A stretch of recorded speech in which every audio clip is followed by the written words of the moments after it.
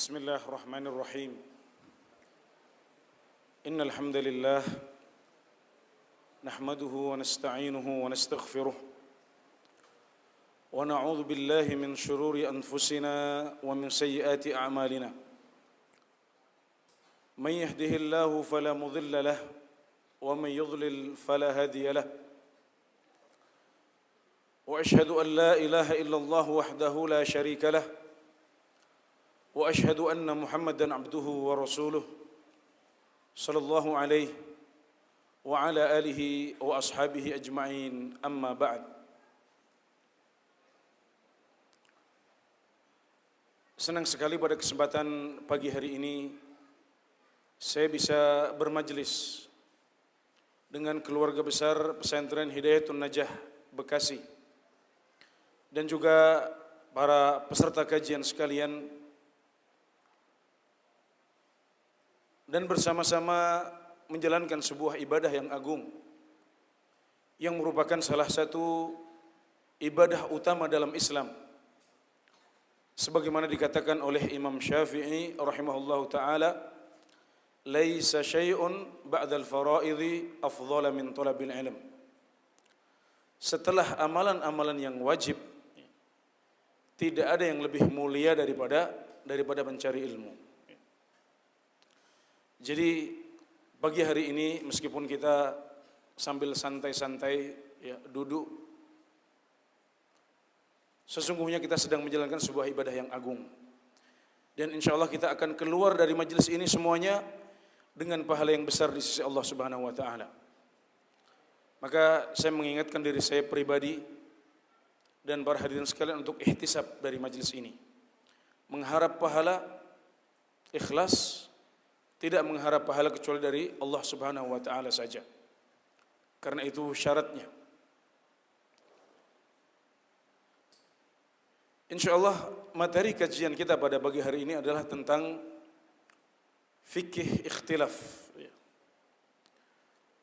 Fikih menghadapi perbedaan yang terjadi di masyarakat.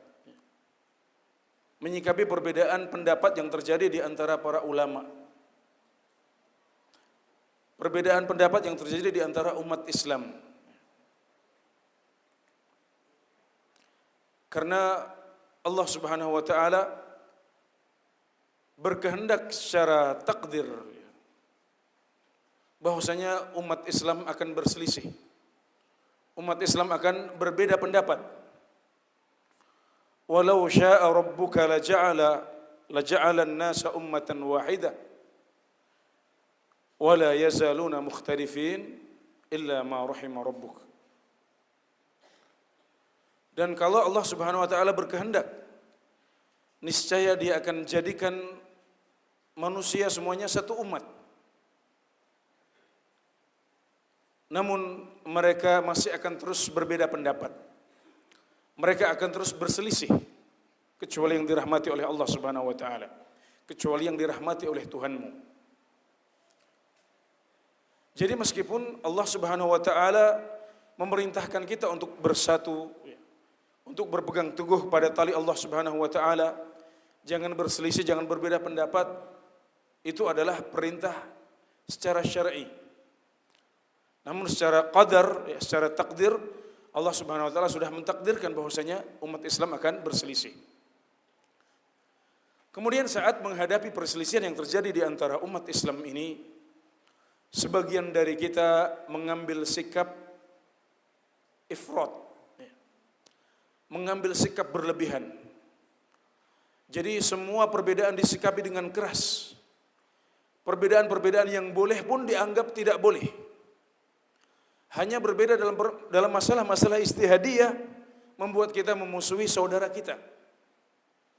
Ini adalah sikap ifrat dalam bab ini. Sementara sebagian umat Islam dan sebagian penuntut ilmu mengambil sikap sebaliknya. Dia mengambil sikap tafrid, terlalu longgar. Jadi semua perbedaan yang terjadi dianggap sebagai masalah istihadiyah. perbedaan yang dilakukan oleh beberapa kelompok sesat misalnya, dianggap seperti perbedaan antara Imam Syafi'i dengan Imam Ahmad. Ini adalah namanya sikap tafrid. Dan orang yang diberikan taufik oleh Allah Subhanahu wa taala adalah yang diberikan kepadanya fikih ikhtilaf. Tidak ifrat, tidak terlalu keras, juga tidak tafrid, tidak terlalu longgar. Tapi mengambil sikap tengah dalam masalah ini yang telah digariskan oleh Islam dan telah dijelaskan oleh para ulama dalam kitab-kitab yang membahas tentang fikih ikhtilaf. Jadi insya Allah pada kesempatan pagi hari ini, selama kira-kira 1 jam atau lebih ke depan, kita akan mempelajari apa yang sudah dijelaskan oleh para ulama dalam bab ini. Kita mulai mengenal dahulu apa itu ikhtilaf dan apa itu khilaf. Ikhtilaf atau khilaf adalah perbedaan pendapat yang terjadi di antara para ulama, di mana sebagian dari mereka mengambil satu pendapat dan sebagian yang lain mengambil pendapat yang lain. Tidak harus 2 pendapat, tapi kadang-kadang ada 3 pendapat, ada 4 pendapat atau lebih dari itu. Intinya para ulama tidak sepakat dalam masalah tersebut. Mereka tidak ijma atau konsensus dalam permasalahan tersebut.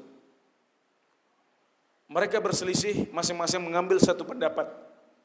Dan definisi ini mencakup perbedaan pendapat yang terpuji, mencakup perbedaan pendapat yang tercela, termasuk di dalamnya yang disebut sebagai jadal atau jidal atau syiqaq. Jadal adalah berbeda pendapat plus masing-masing dari pemilik pendapat tersebut berusaha untuk mempertahankan pendapatnya tanpa maksud untuk mencari kebenaran dalam masalah itu. Jadi masing-masing sudah dibutakan oleh pendapatnya, masing-masing sudah fanatik dengan pendapatnya, inginnya hanya mempertahankan pendapat itu meskipun nanti ketahuan dia menyelisihi kebenaran. Ini namanya jadal. Makanya para ulama menyebutkan ilmu jadal atau ilmu debat itu adalah ilmu yang dengannya kita bisa mempertahankan suatu kondisi meskipun kondisi itu salah, atau menghancurkan suatu kondisi meskipun kondisi itu adalah sebuah kebenaran. Inilah ilmu jadal. Mengingatkan kita akan suatu profesi ya yang kadang-kadang dijalani dengan salah oleh pelakunya. Jadi kalau sudah dibayar, maka dia akan membela orang yang membayarnya dengan membabi buta. Entah dia salah dalam kasus tersebut atau benar, pokoknya dia sudah bayar, maka dia yang harus kita pertahankan agar jangan sampai kena hukuman. Jadi berani membela yang apa? Yang bayar, bukan membela yang benar. Ini bukan sifat seorang thalibul ilm, ini bukan sifat ilmiah seorang muslim. Seorang muslim tidak seperti itu. Juga masuk dalam definisi kita yang luas ini apa yang disebut sebagai syiqaq. Syiqaq itu berbeda pendapat dengan masing-masing ingin mempertahankan pendapatnya, ditambah sikap keras kepala dari masing-masing mereka. Jadi seolah-olah mereka tidak bisa lagi tinggal di satu tanah yang sama. Mereka tidak bisa menempati sepotong tanah yang sama. Jadi yang satu harus di tanah A, yang satu di tanah B yang terpisah. Karena kuatnya perbedaan pendapat di antara mereka dan tidak bisa disatukan. Wa innal ladzina ikhtalafu fil kitab la fi syiqaqin ba'id. Dan sesungguhnya orang-orang yang berbeda pendapat dalam Al-Quran, sungguh mereka sudah berada pada perbedaan pendapat yang jauh dari kebenaran. Jadi maksud ayat ini, sebagian orang-orang kafir mengatakan Quran itu sihir. Sebagian lagi mengatakan Quran itu adalah syair-syair dan puisi, pujangga. Sebagian lagi mengatakan Quran itu adalah mantra-mantra tukang sihir atau mantra-mantra dukun. Mereka berbeda pendapat dalam Al-Quran. Kemudian Allah mengatakan mereka itu adalah pada perbedaan pendapat yang jauh dari kebenaran. Fi syiqaq, kullun minhuma ala syiqqin minal ard. Setiap dari mereka seolah-olah berada di satu bagian tanah, dan tanah yang lapang tidak bisa lagi untuk mengumpulkan mereka berdua. Ini semuanya masuk dalam keumuman definisi apa itu khilaf dan ikhtilaf. Selanjutnya, adakah bedanya antara khilaf dengan ikhtilaf? Kita sering mendengar para ulama mengatakan, oh ini khilaf. Dalam masalah ini ada ikhtilaf.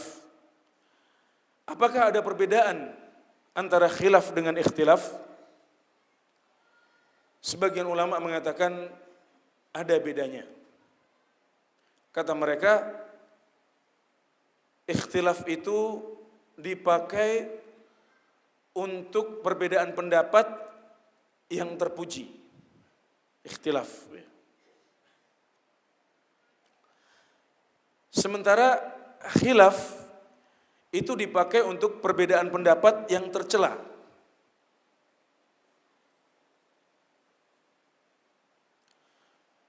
Sebagian lagi mengatakan ikhtilaf itu dipakai untuk perbedaan pendapat yang terpuji. Sementara khilaf itu masih umum. Bisa jadi terpuji, bisa jadi tercela. Namun yang benar, wallahu ta'ala a'lam, bahwasanya tidak ada perbedaan antara dua istilah ini. Ikhtilaf ya kadang-kadang dipakai untuk yang terpuji dan tercela. Khilaf juga sama. Kadang-kadang dipakai untuk perbedaan pendapat yang terpuji dan juga perbedaan pendapat yang tercela.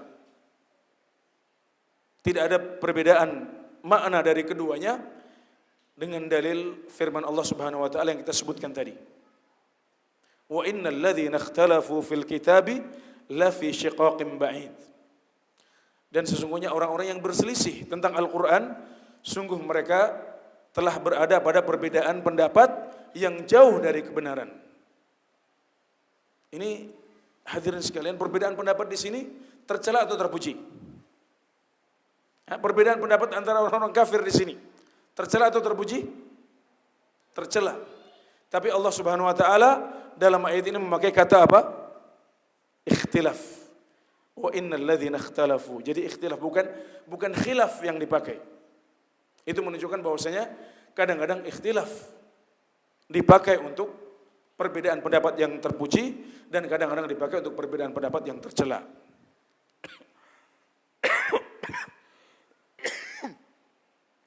Selanjutnya, macam-macam ikhtilaf.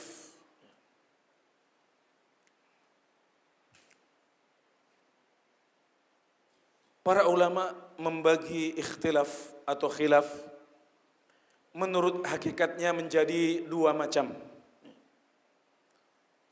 Yang pertama adalah ikhtilafut tanawwu'.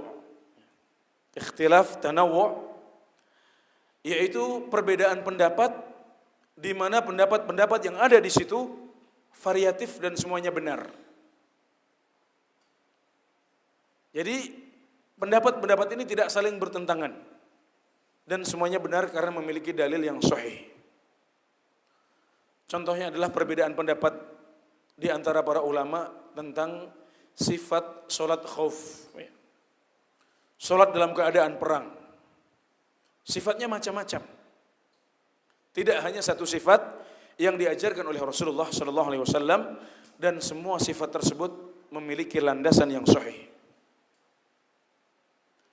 Contoh yang lain adalah doa istiftah setelah kita takbiratul ihram. Doanya macam-macam atau zikirnya macam-macam. Tidak saling bertabrakan karena semuanya memiliki dalil yang sahih. Apapun yang kita ambil maka itu benar. Juga sifat adzan yang diriwayatkan dari Rasulullah sallallahu alaihi wasallam. Ya. Sifat salat witir. Ada berbagai sifat yang diajarkan oleh Rasulullah SAW dan semuanya memiliki dalil yang sahih. Ini namanya khilafut tanawwu atau ikhtilafut tanawwu. Yang kedua adalah khilafut tadad. Perbedaan pendapat di mana pendapat-pendapat yang ada di situ saling berseberangan. Dan yang benar dalam masalah khilafiyah ini hanya satu pendapat saja. Tadad itu dari kata-kata ziddun atau azdadun. Artinya apa? Berlawanan, anonim. Ini namanya ikhtilafut tadad. Contohnya apa? Contohnya adalah perbedaan pendapat ulama dalam masalah batalnya wudu karena memegang zakar. Sebagian ulama berpendapat bahwasanya memegang zakar itu membatalkan wudu. Sementara sebagian yang lain berpendapat, oh tidak, sekedar memegang zakar tidak membatalkan wudu. Yang benar di mana? Yang benar satu saja. Kedua pendapat ini tidak bisa dikumpulkan. Enggak bisa kita mengambil dua-duanya. Yang benar hanya satu saja, yaitu bahwasanya memegang zakar adalah membatalkan wudu sesuai dengan keterangan hadis yang diriwayatkan dari Nabi Muhammad SAW. Man massa dzakarahu falyatawadda. Sedangkan menurut pengaruhnya pada hukum, maka ikhtilaf atau khilaf bisa kita klasifikasikan menjadi dua macam. Yang pertama adalah khilaf maknawi, yaitu perbedaan pendapat yang memiliki konsekuensi hukum dalam syariat kita. Ada pengaruhnya, ada hukum yang terbangun di atas perbedaan pendapat tersebut. Misalnya apa? Misalnya perbedaan pendapat di antara para ulama tentang hukum kafirnya orang yang meninggalkan sholat. Sebagian besar ulama mengatakan orang yang meninggalkan sholat tidak kafir. Berarti bagi mereka, kalau ada orang yang meninggalkan sholat, tapi dia masih bersyahadat, ya, tidak melakukan pembatal keislaman yang disepakati, ya, maka bagi mereka orang ini masih muslim. Kalau meninggal disolati. Sebagian ulama lagi berpendapat bahwasanya meninggalkan sholat itu kafir. Ya, berarti kalau orang tidak sholat berarti sudah dia kafir. Kalau sudah ditegakkan hujah atas dia, maka nanti dihukumi sebagai seorang kafir. Berarti kalau meninggal dia tidak disolatkan dan juga tidak dikuburkan di kuburan kaum muslimin. Nah, ini di sini kita lihat bahwasanya perbedaan pendapat di antara para ulama di sini memiliki apa? Implikasi hukum syar'i, punya pengaruh. Macam yang kedua adalah perbedaan pendapat yang lafzi. Jadi hanya beda istilah, hanya beda kata-kata, tapi tidak memiliki perbedaan implikasi hukum. Tidak ada hukum yang terbangun di atas perbedaan tersebut. Contohnya saat membahas tentang hukum sholat tahiyatul masjid. Sebagian ulama mengatakan hukumnya sunnah. Sebagian lagi menyebutnya mandub. Sebagian lagi menyebutnya apa lagi? Mustahab. Ya. Dan ini semuanya hanya perbedaan-perbedaan kata saja. Kata-katanya berbeda tapi maknanya sama. Enggak ada perbedaan implikasi hukum di sini. Contoh yang lain, saat membicarakan atau membahas tentang hukum orang yang melakukan sebuah dosa tanpa dia mengetahui bahwasanya itu dosa.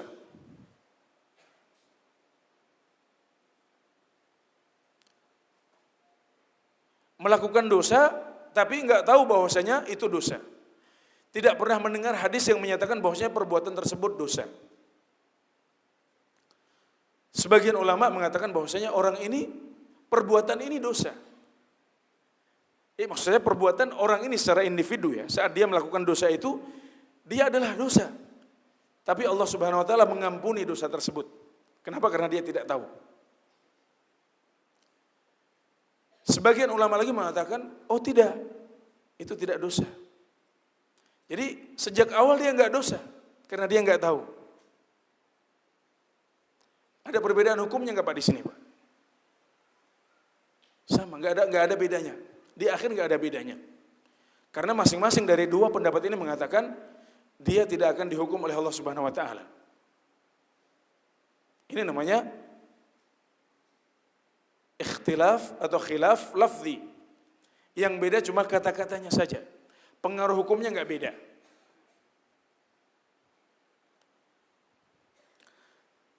Sedangkan menurut hukumnya, maka perbedaan pendapat di antara para ulama bisa kita kategorikan menjadi dua kategori.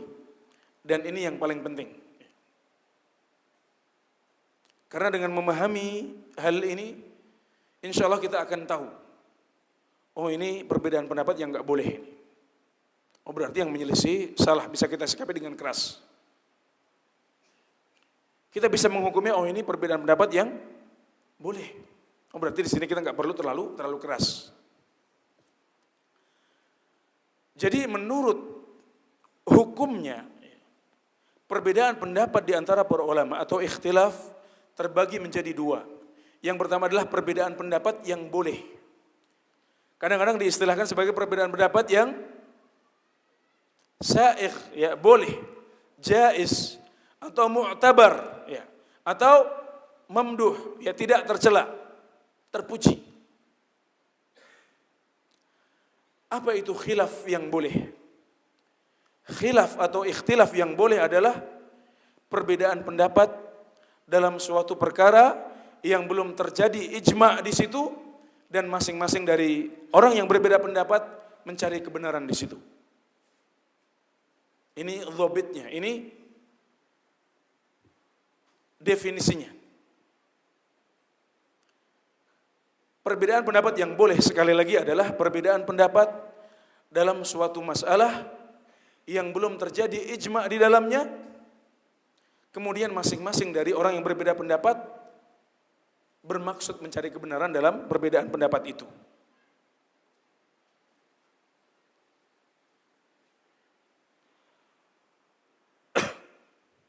Ijma' itu apa sih? Ijma' itu adalah kesepakatan para ulama. Dan ini adalah salah satu dalil syar'i. Ini adalah salah satu sumber hukum dalam Islam setelah Al-Quran dan hadis Nabi Muhammad SAW. Ada masalah-masalah yang disepakati oleh para ulama yang kita tidak boleh menyelisihinya. Dan kalau sampai kita menyelisihinya, maka berarti kita pasti jatuh dalam kesalahan. Dalam masalah-masalah seperti ini kita tidak boleh memunculkan pendapat kedua. Karena pendapat kedua dalam masalah-masalah ijma' seperti ini pasti salah 100%. Kenapa? Karena Rasulullah SAW bersabda, "La tastami'u ummati 'ala dhalalah." Umat saya tidak akan pernah bersatu di atas kesesatan. Tidak akan pernah sepakat pada sesuatu yang salah. Ini pesannya yang tersurat. Pesan yang tersirat apa? Kalau sudah terjadi kesepakatan dalam suatu masalah, ya, maka berarti yang di luar kesepakatan itu adalah kesesatan. Berarti itu adalah kesalahan. Makanya seorang thalibul ilm, ya, seorang santri, seorang mahasiswa, ya, seorang pribadi muslim tidak boleh menyelisihi ijma' para ulama. Kalau sudah tahu masalah A terjadi ijma' ulama di situ, maka kita tidak boleh menyelisihinya. Contohnya apa? Misalnya para ulama sepakat bahwa mencuci muka saat wudu itu adalah wajib. Enggak ada seorang pun ulama yang mengatakan mencuci muka dalam wudu itu sunnah. Maka berarti di sini kita tidak boleh menyelisih pendapat ini. Memunculkan pendapat kedua, misalnya melihat dalil, wah ini dalil ini masih bisa kita bawa untuk mengatakan bahwasanya mencuci muka saat wudu hukumnya sunnah. Kalau sampai ada seorang ulama sekalipun ya, ada seorang talibu ilm ya, yang di kemudian hari menulis sebuah buku, kemudian mengatakan bahwasanya mencuci muka saat berwudu hukumnya sunnah, ya, maka kita katakan bahwasanya pendapat seperti ini adalah pendapat yang tidak bisa diterima. Kenapa? Karena dia menabrak ijma yang sudah terjadi di antara para ulama semuanya. Contoh lain yang terkenal, para ulama semuanya bersepakat, konsensus bahwasanya yang dipakai untuk menentukan masuk dan keluarnya bulan Qamariyah, ya bulan Ramadan, bulan Syawal itu adalah ru'yah. Ini ijma' para ulama semuanya. Di antara yang menukilnya adalah Ibnu Rushd rahimahullahu taala dan juga Syekhul Islam Ibnu Taimiyah. Keduanya menukil bahwasanya semua ulama terdahulu bersepakat, ya, tidak berbeda pendapat di antara mereka bahwasanya yang dipakai untuk menentukan masuknya bulan Ramadan atau bulan Syawal adalah ru'yah, ya, melihat hilal di awal bulan, itu yang dipakai. Maka kalau kemudian ya, ada sebagian ulama ya, atau sebagian orang yang menisbatkan diri mereka pada ilmu meskipun bukan ulama, kemudian mereka mengatakan bahwasanya tidak, kita nggak pakai ru'yah.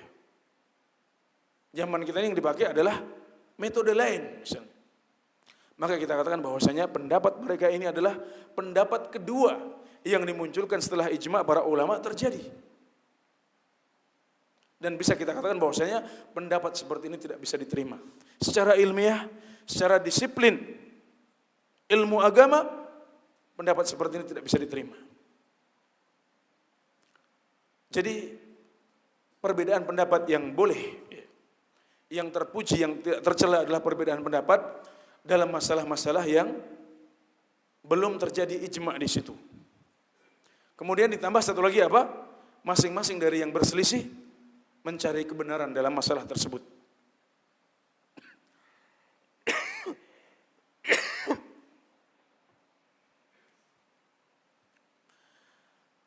Adapun perbedaan pendapat, adapun perbedaan pendapat yang haram, yang tercela, yang tidak boleh adalah perbedaan pendapat dalam masalah yang sudah terjadi ijma' di situ. Atau ada dalil yang jelas yang menunjukkan hukum masalah itu.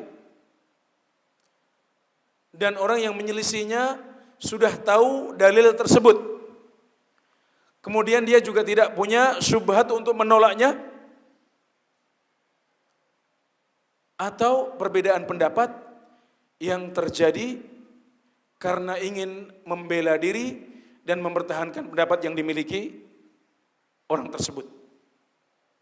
Ini agak panjang Pak, ini butuh sedikit konsentrasi. Tapi insya Allah kalau sudah paham nanti kita akan enak menyikapi perbedaan pendapat yang terjadi di antara teman-teman kita atau di antara para ulama. Jadi catatan yang pertama, perbedaan pendapat ini terjadi dalam sesuatu masalah yang ada ijma' di situ. Para ulama sudah sepakat, kita menyelisihinya. Itu berarti perbedaan pendapat yang haram, tercela, nggak boleh. Atau dalam suatu masalah yang tidak ijma' memang, ijma'nya nggak ada, Tapi di situ ada dalil yang sudah jelas yang menjelaskan hukum permasalahan tersebut.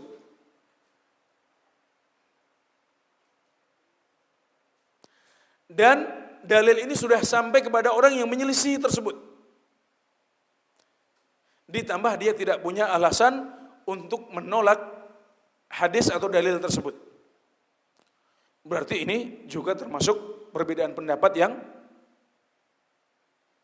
tercela, yang haram. Artinya, kalau sampai terjadi perbedaan pendapat di antara para ulama, kemudian dalilnya jelas kok ada dalam Sahih Al-Bukhari dan Muslim misalnya, tapi ternyata hadis ini belum sampai kepada ulama yang bersangkutan, berarti kita katakan, oh ini masalahnya khilaf di sini adalah khilaf yang terpuji, nggak ada masalah. Contohnya apa? Contohnya Ibnu Abbas radhiyallahu anhuma itu berpendapat bahwasanya ribal fadl itu enggak apa-apa. Ribal fadl itu menjual emas 1 gram dengan emas 2 gram, Pak. Emas yang bagus 1 gram dijual dengan emas yang sudah lama, sudah jelek 2 gram. Kata Ibnu Abbas, enggak apa-apa, ribal fadl enggak apa-apa. Yang enggak boleh adalah riba nasiah. Kita katakan, loh, bukannya hadis az-zahabu bil-zahab, ya. Mithlan bimithlin, yadan biyad, ya. Emas dengan emas itu harus dijual apa? Mithlan bimithlin, harus 1 timbangan, 1 gram dengan 1 gram, enggak boleh lebih. Kemudian harus kontan, harus saat itu juga diperjualbelikan. Bukannya ini hadisnya jelas sekali, Bukhari Muslim lagi. Kita katakan iya. Tapi hadis ini pada awalnya tidak sampai kepada Ibnu Abbas. Maka saat Ibnu Abbas menyelisih dalam masalah yang dalilnya jelas ini, kita katakan khilaf beliau adalah khilaf yang boleh. Ini adalah khilaf yang terpuji, tidak tercela. Demikian juga kalau di zaman kita ini, ya kita mendapatkan ada ulama yang menyelisih sebuah dalil yang jelas. Kita lihat dulu, ustadz tersebut atau ulama tersebut sudah sampai kepadanya hadis ini atau belum. Kalau sudah sampai tapi masih ngeyel, berarti kita katakan khilafnya adalah khilaf yang enggak boleh. Tapi kalau memang beliau benar-benar belum tahu hadis tersebut, maka berarti khilaf dalam masalahnya adalah khilaf yang boleh. Kemudian catatan selanjutnya bisa jadi hadisnya jelas, ayatnya jelas, sudah sampai kepada ulama yang bersangkutan, beliau sudah mendengarnya, beliau sudah paham, tapi ada sesuatu yang menghalangi beliau untuk mengambil hadis atau ayat ini. Ya, ini juga bisa menjadikan khilaf tersebut khilaf yang boleh dan terpuji. Contohnya apa? Contohnya hadis tentang jual beli pohon, Pak. Kita ingin menjual pohon nih, tapi di atas pohon tersebut sudah ada buahnya. Ini buah milik siapa ini? Apakah menjadi milik penjual atau ikut dibawa oleh si pembeli? Nanti hasilnya diambil oleh si pembeli.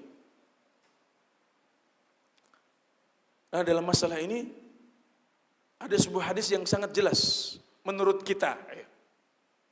Menurut kita yang biasa ngaji di sini di Hidayatun Najah, ya, di ustadz-ustadz di Jakarta, ya. Kita akan mengatakan hadis itu jelas. Jadi Rasulullah SAW mengatakan, "Man ba'a nakhlan qad ubbirat fa thamratuhu lil bai' illa an yashtarituha al mubta'."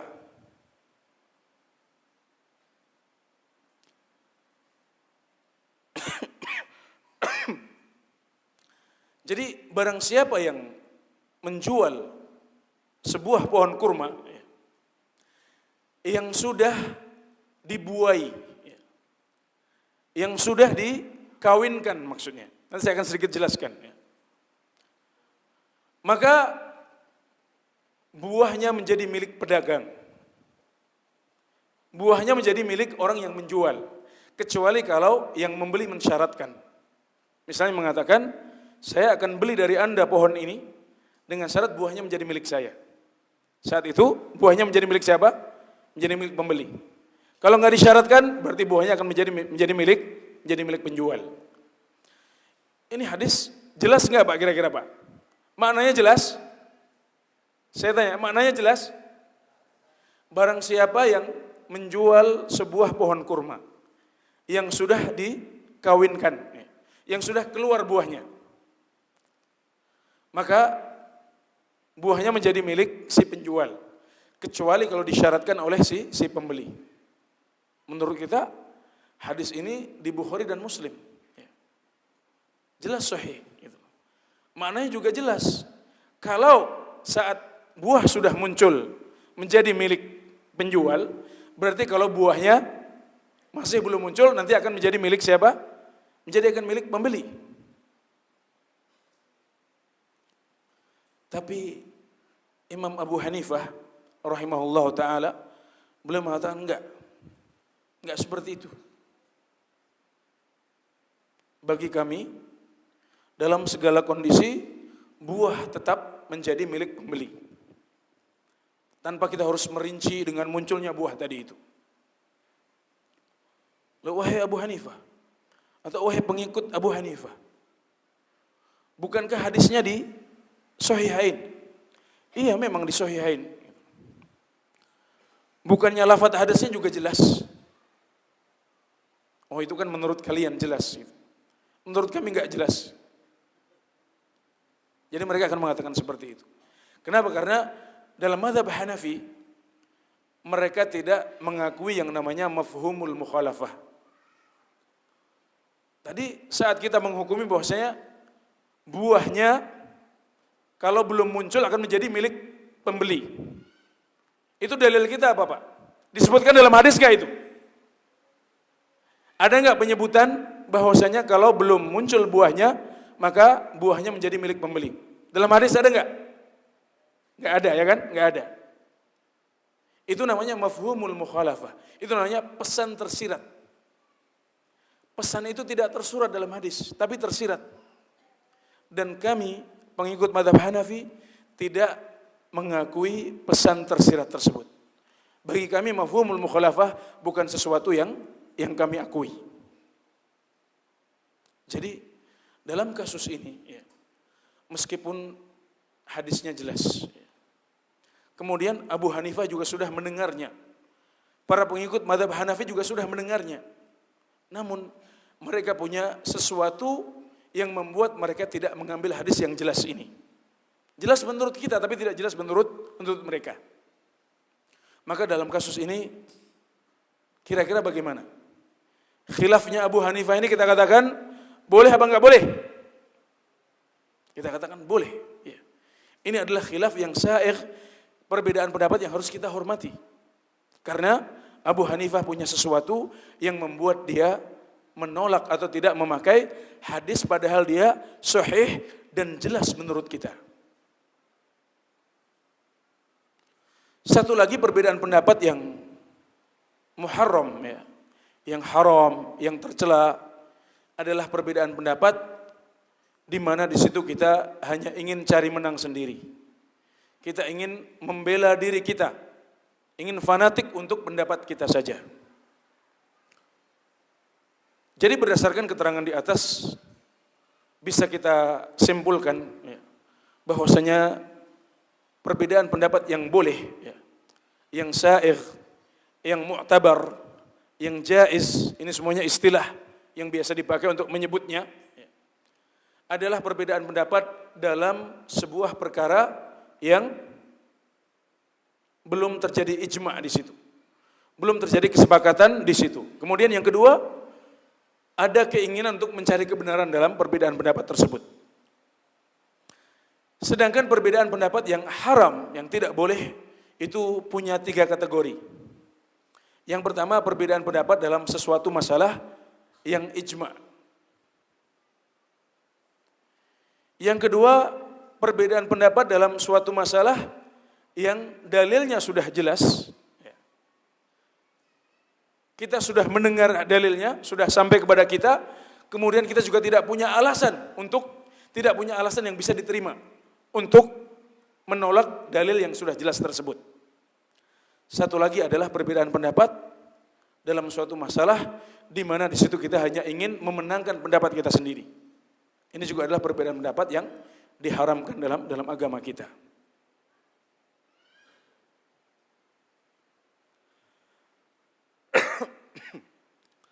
Selanjutnya, halil khilafu matlubun syar'an.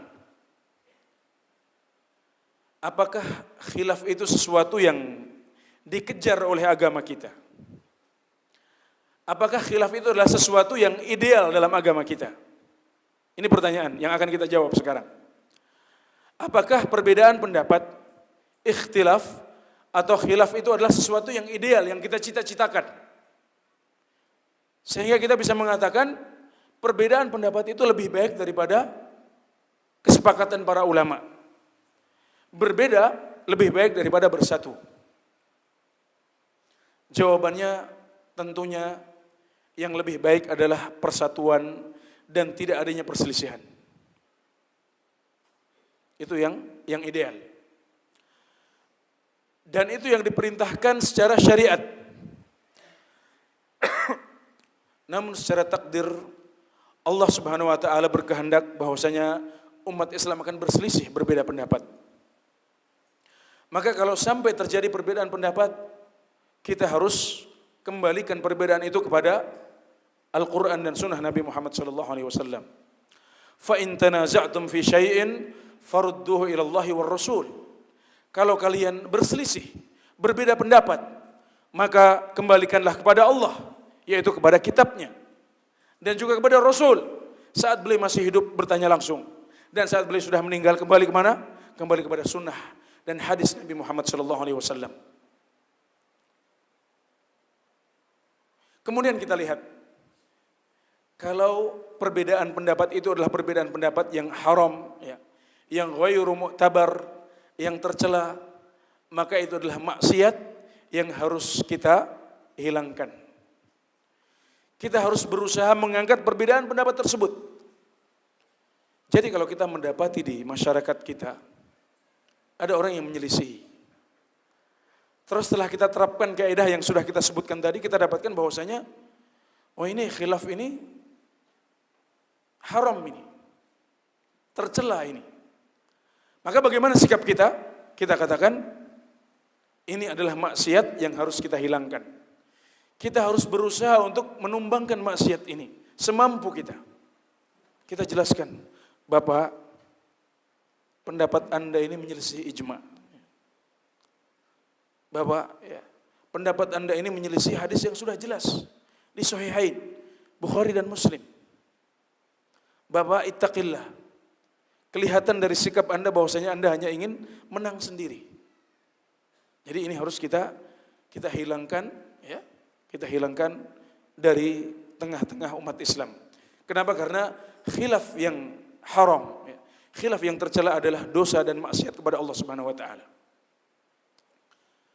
Adapun kalau setelah kita timbang-timbang, kita terapkan kaidahnya, ternyata khilaf ini mu'tabar. Khilaf ini boleh, ini enggak tercela ini. Kenapa? Karena enggak ada ijma di situ. Atau dalilnya memang jelas, tapi belum sampai kepada Ustadz Fulan. Beliau belum mendengarnya. Atau beliau sudah mendengarnya. Beliau sudah mendengarnya tapi beliau punya alasan yang membuat beliau tidak mengambil dalil tersebut. Berarti ini khilaf yang mu'tabar. Boleh. Berarti apa? Apakah kita biarkan? Ya kita menyikapinya dengan tidak terlalu keras dalam masalah ini, ya. Tapi perlu kita dewasakan, ya, atau perlu kita beri catatan dengan dua hal. Ini perbedaan pendapat yang boleh, tapi perlu kita hiasi dengan dua hal. Yang pertama, jangan sampai dengan adanya khilaf seperti ini, kita kemudian meremehkan dalil-dalil Al-Quran dan Sunnah Nabi Muhammad SAW. Karena sebagian orang ketika mendengar ada khilaf, mereka mengatakan, sudah itu masalah ijtihadiyah, enggak usah kita bahas. Sudah kamu ambil pendapat A, saya pendapat B, beres. Enggak usah mempertimbangkan dalilnya, masalahnya khilaf di antara para ulama, Pak. Enggak seperti itu. Kita katakan perbedaan pendapat di antara para ulama memang terjadi. Tapi kita enggak boleh membangun di atasnya sikap meremehkan dalil-dalil syariat.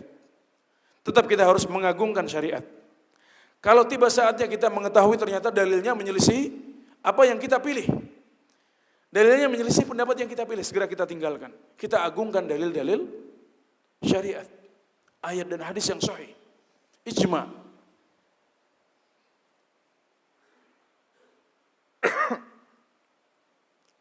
Kemudian yang kedua, ya, hiasannya dua. Yang pertama tadi apa? Kita tidak boleh meremehkan dalil. Mentang-mentang para ulama berbeda pendapat, terus kita seenaknya saja. Enggak pernah meneliti, enggak pernah melihat mana pendapat yang lebih kuat. Yang penting sudah terserah kamu. Yang penting para ulama khilaf sudah, ambil terserah. Tidak kita teliti. Kita ambil yang lebih kuat pendapatnya. Yang kedua adalah jangan sampai alla yatarattab ala hadzal khilaf tanafurul qulub. Jangan sampai terbangun di atas khilaf yang terpuji ini perpecahan di antara umat Islam. Perpecahan di antara ahlus sunnah. Enggak boleh terjadi karena perbedaan pendapat yang boleh, yang terpuji seperti ini. Kenapa? Karena para sahabat Rasulullah sallallahu alaihi wasallam, para tabi'in, para tabi'ut tabi'in, para ulama dari sekian abad yang lalu masih berselisih.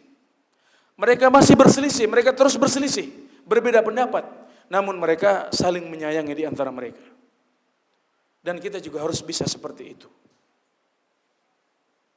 Yunus As-Sadafi rahimahullahu taala mengatakan, "Nadhartu Syafi'iyya yawman falaqiyani fi ghadihi fa akhadha bi yadi wa qala ala yastaqim an nakuna ikhwanan wa in ikhtalafna fi mas'alah."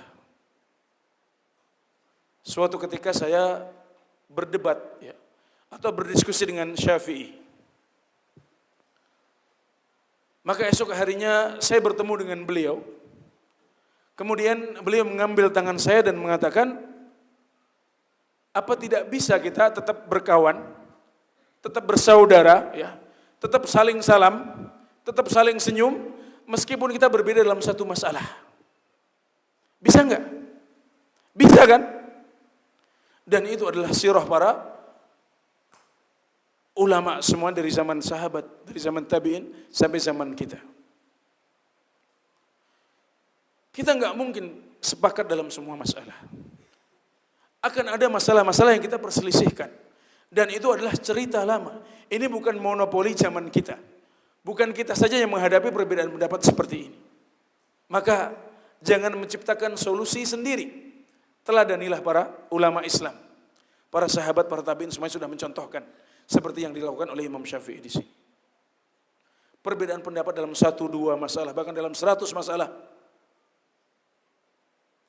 Jika perbedaan pendapat itu adalah khilaf yang sa'ikh, yang boleh, tidak boleh, ya, tidak boleh menjadikan perpecahan di antara kita.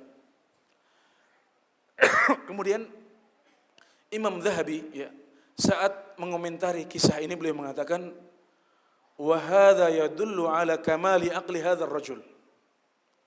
Dan kisah ini menunjukkan sempurnanya akal pria ini. Siapa? Imam Syafi'i rahimahullahu taala. Kemudian beliau mengatakan, wa hadza amrun ghafala anhu katsirun min muta'assibatil madzahib hatta balagha al-amru bi ba'dihim ila bughdil a'immah. Dan ini adalah suatu perkara yang banyak dilupakan oleh para orang-orang yang fanatik pada madhab-madhab. Sampai-sampai sebagian dari mereka membenci para imam. Kenapa? Karena fanatik madhab ini. Jadi ada orang-orang yang membenci Imam Syafi'i, bayangkan.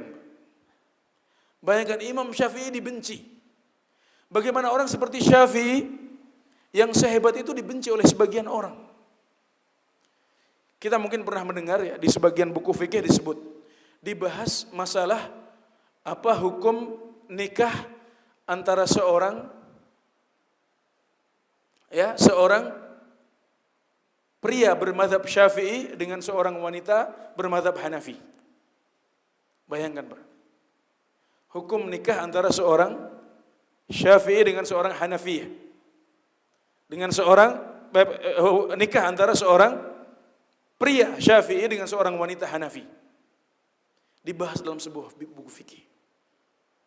Ini adalah sesuatu yang membuat kita mengelus dada. Ini tragedi dalam sejarah fikih Islam. Tapi itu terjadi. Apa hukumnya sholat seorang Hanafi di belakang Imam Syafi'i? Bayangkan. Sampai sebagian orang kata Imam Az-Zahabi membenci para imam. Itu yang contohnya seperti ini. Dan ini terjadi pada beberapa abad yang lalu ya, saat fikih menjadi jumud ya. Orang bertaklid ya, tidak ada ijtihad, pintu ijtihad ditutup dan sebagainya, muncullah pendapat-pendapat aneh seperti ini. Dan di zaman kita juga seperti itu terjadi. Kita yang memproklamirkan anti taklid, anti ta'assub, anti fanatisme, ternyata tanpa terasa jatuh juga dalam model taklid yang baru, dalam model fanatik yang baru.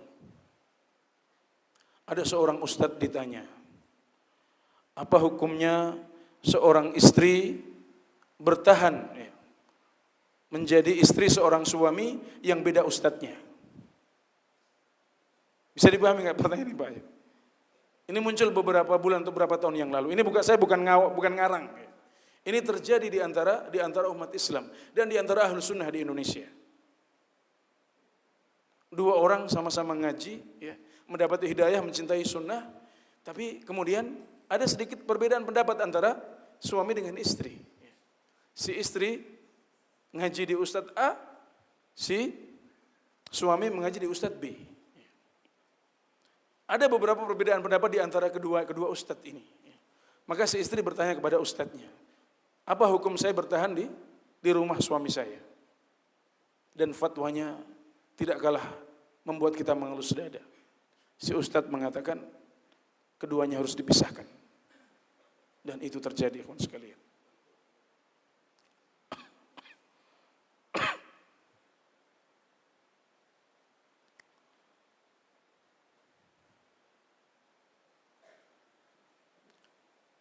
Jadi itu ya, khilaf yang intinya khilaf yang haram jelas kita harus hilangkan, kita harus berusaha menumbangkannya sebisa kita.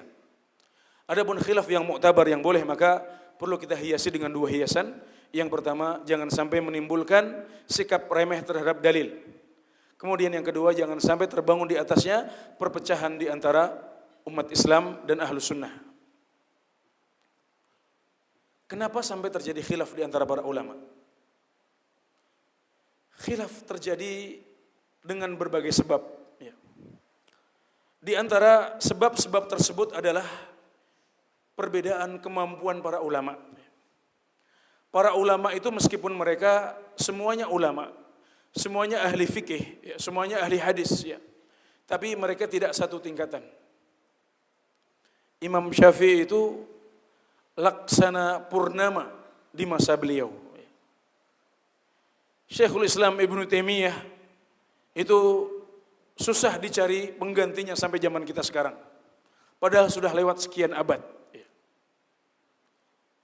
Syekh bin Baz ya di zaman kita itu juga sampai sekarang susah dicari penggantinya. Meskipun banyak ulama, tapi mereka tidak satu tingkatan. Dan perbedaan tingkatan kemampuan ini membuat perbedaan dalam menyimpulkan hukum. Allah Subhanahu wa taala berfirman, "Anzala minas sama'i ma'an fasalat awdiyatun biqadariha." Allah Subhanahu wa taala menurunkan dari langit air. Maka kemudian lembah-lembah, sungai-sungai mengalir masing-masing sesuai dengan kapasitasnya. Kata Ibnu Katsir rahimahullahu taala, ini ada sungai yang besar, maka dia bisa menampung air yang banyak. Dan itu sungai yang kecil, dia hanya bisa menampung air yang sedikit. Kemudian beliau mengatakan, wa hadza isyaratun ila qulubir rijal fa innaha aw'iyatun lil ilm. Dalam ayat ini Allah Subhanahu wa taala mengisyaratkan perbedaan hati manusia, hati para ulama. Karena sesungguhnya hati mereka adalah wadah untuk ilmu mereka. Jadi para ulama tidak sama kemampuan menghafalnya, tidak sama kemampuan menelaahnya, tidak sama kemampuan membaca dan memahaminya. Mereka berbeda-beda, maka muncullah perbedaan itu.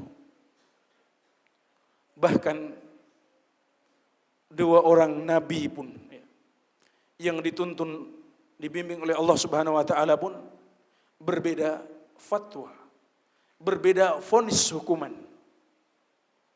Allah Subhanahu wa taala berfirman, "Wa Dawud wa Sulaiman idh yahkumani fil harth, idh nafashat fihi ghanamul qaum wa kunna li hukmihim syahidin.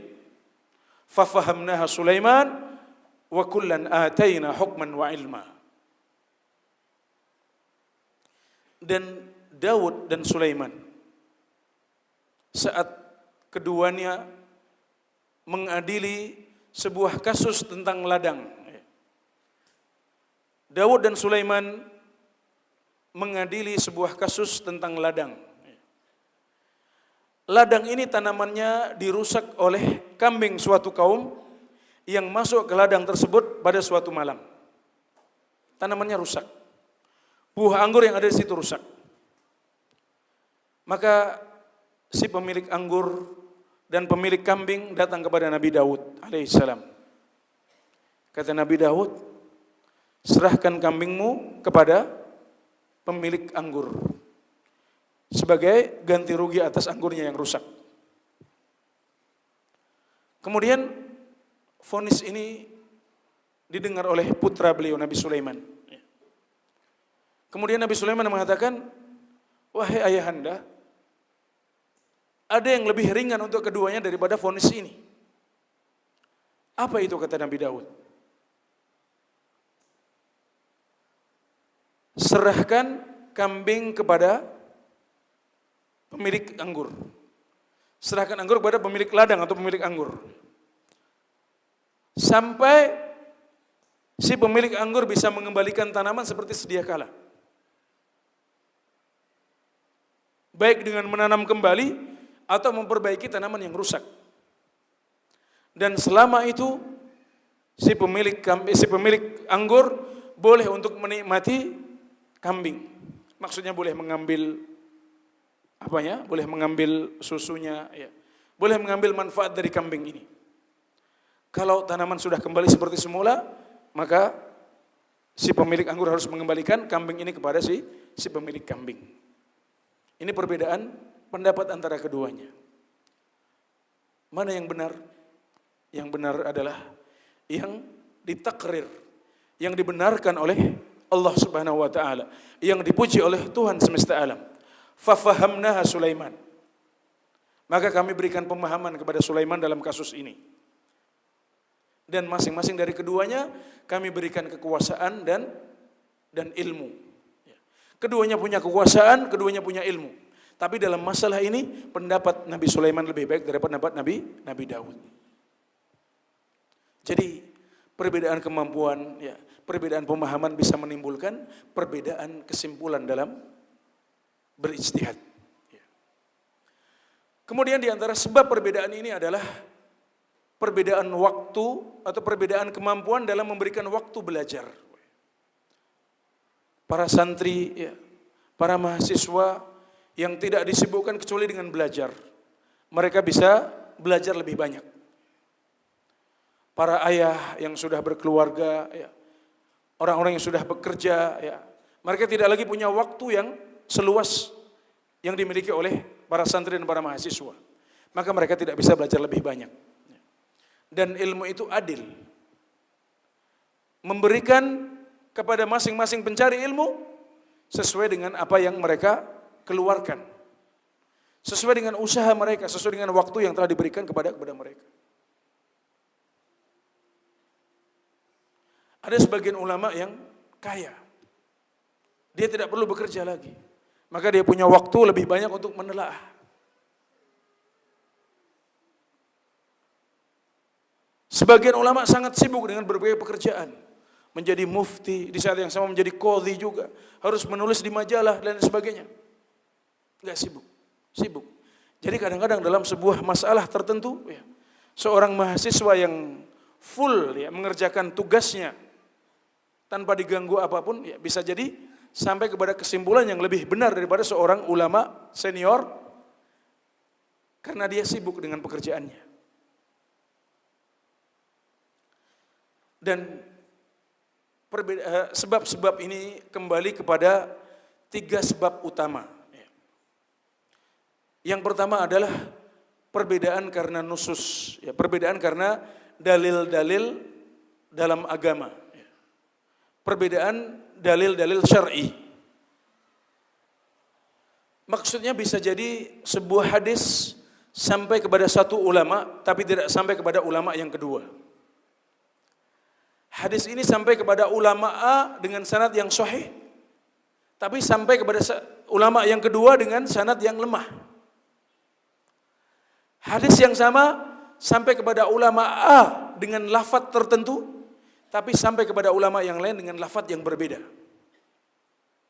Ini semuanya bisa membuat perbedaan. Tidak ada seorang pun ulama yang menguasai ilmu agama secara utuh. Enggak ada, mustahil. Kecuali hanya Nabi Muhammad SAW. Bahkan tidak pula Abu Bakar As-Siddiq, tidak pula Umar bin Khattab. Dan athar-athar sudah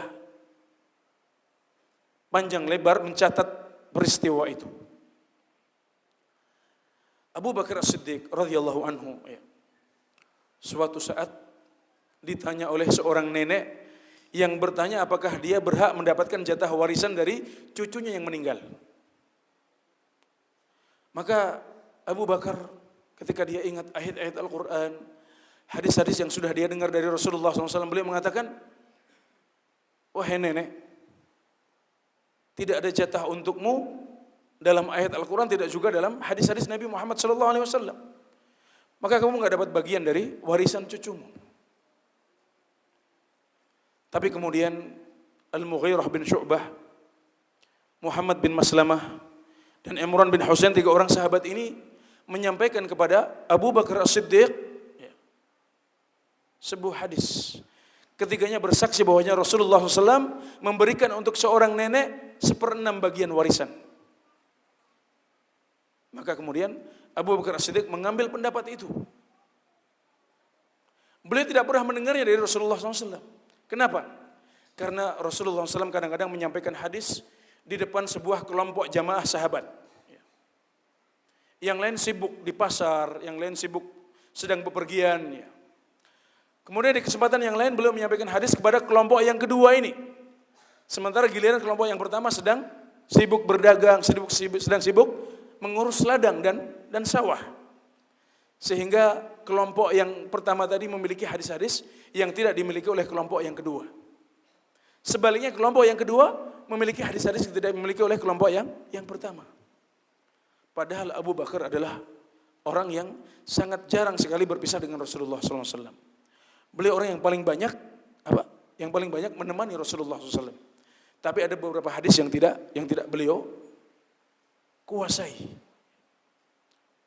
Dan kita semuanya mengetahui bahwasanya Al-Mughirah bin Syu'bah, Muhammad bin Maslamah, dan Imran bin Husain ini tidak lebih pintar daripada Abu Bakar. Tapi ketiganya menghafal satu hadis yang tidak dihafal oleh Abu Bakar As-Siddiq radhiyallahu anhu. Suatu ketika Umar bin Khattab datang bersama pasukan beliau untuk masuk ke negeri Syam.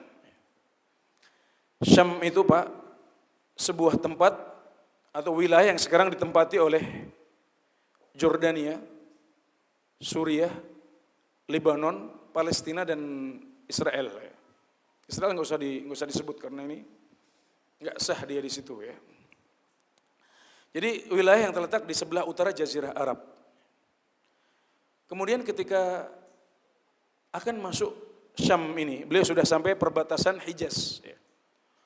Beliau mendengar bahwasanya di Syam sedang ada ta'un. Ta'un itu wabah penyakit yang diakibatkan oleh tikus. Nah ini istilah kita apa ini?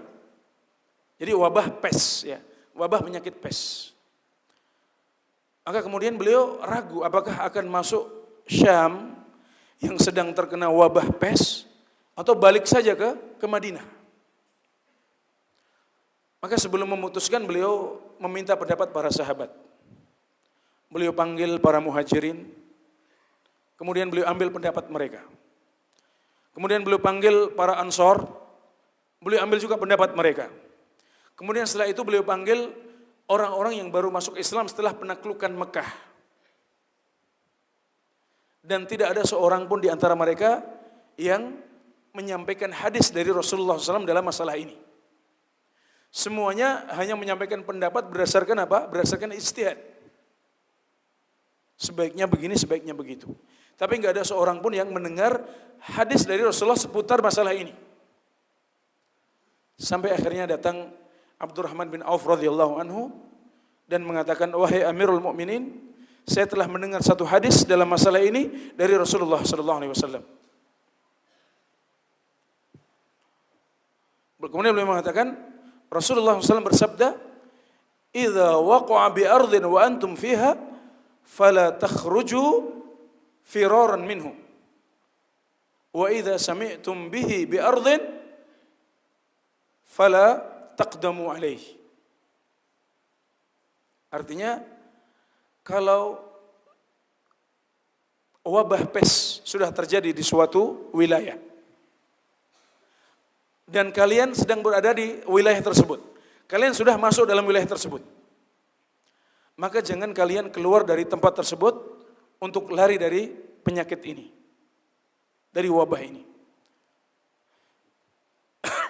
Tapi kalau kalian mendengar bahwasanya wabah ini terjadi di suatu tempat, sementara kalian belum sampai ke tempat itu, maka kalian jangan masuk ke tempat itu.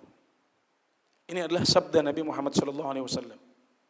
Maka akhirnya Umar bin Khattab mengambil hadis ini dan mengalahkan semua konsultan, ya, semua hasil konsultasi dengan para muhajirin, para ansor dan para muslimatul fatah tadi itu. Lihat di sini, dari sekian banyak sahabat yang bersama Umar bin Khattab, tidak ada seorang pun yang mendengar hadis ini. Dan yang mendengar hanya siapa? Hanya Abdurrahman bin Auf saja. Bayangkan kalau seandainya Abdurrahman bin Auf tidak segera datang, kira-kira apa yang terjadi? Kira-kira akan terjadi banyak perbedaan pendapat di antara para sahabat dalam masalah ini. Namun ketika Abdurrahman Auf datang, maka inilah yang menjadi vonis dalam masalah ini. Inilah keputusan yang akhirnya diambil oleh Umar bin Khattab radhiyallahu anhu, dan akhirnya beliau pun tidak jadi masuk ke negeri Syam karena di sana sedang terjadi wabah ta'un atau pes.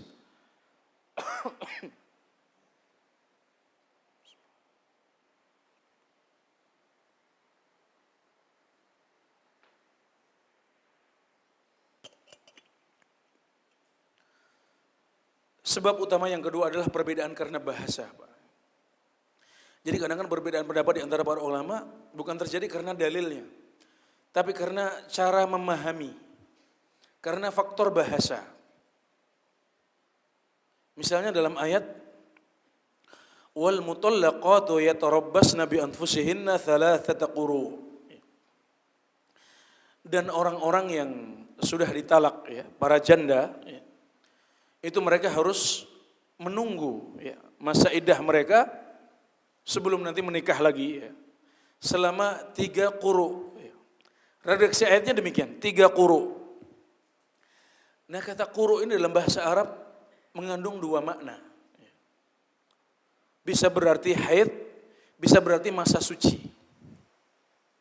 Kalau kita artikan haid, berarti masa menunggunya adalah 3 kali masa haid. Kalau kita artikan sebagai masa suci, berarti masa menunggunya adalah 3 masa suci. Para ulama berselisih pendapat dalam masalah ini karena faktor bahasa. Dan faktor terbesar dalam perbedaan pendapat di antara para ulama adalah faktor perbedaan dalam usul fikih. Ini yang paling banyak membuat ulama berbeda pendapat. Contohnya apa? Contohnya tadi itu. Ketika kita katakan Syafi'iyah, Hanabilah, Malikiyah, madhab Syafi'i, madhab Hambali, madhab Maliki mengatakan kita menetapkan mafhumul mukhalafah. Pesan tersirat kita ambil. Abu Hanifah mengatakan enggak, kita enggak ambil pesan tersirat. Kita cuma ngambil pesan tersurat saja. Atau misalnya dalam sabda Nabi Muhammad SAW, ya ghulam, kul bi yaminik. Wahai Ibnu Abbas, wahai anak kecil, makanlah dengan tangan kananmu. Sebagian ulama ini perintah. Berarti perintah itu wajib. Berarti enggak boleh, hukumnya haram makan dengan tangan kiri. Sebagian ulama lagi mengatakan tidak begitu. Perintah ini diberikan oleh Rasulullah SAW, ya, kepada Ibnu Abbas yang masih kecil. Anak kecil itu enggak wajib ngapa-ngapain. Dia belum mukallaf, gitu loh. Belum mukallaf, anak kecil. Jadi Ibnu Abbas enggak wajib untuk makan dengan tangan kanan. Apalagi kita yang tidak disuruh oleh Rasulullah SAW secara langsung. Nah, sebagian ulama berpendapat seperti itu. Ini bukan perintah yang mutlak. Ini perintah yang muqayyad, ya, karena diberikan kepada seorang anak kecil. Dan khilaf di antara para ulama kembali kepada 3 sebab utama ini, dan yang paling besar adalah karena apa? Karena perbedaan dalam usul fiqih.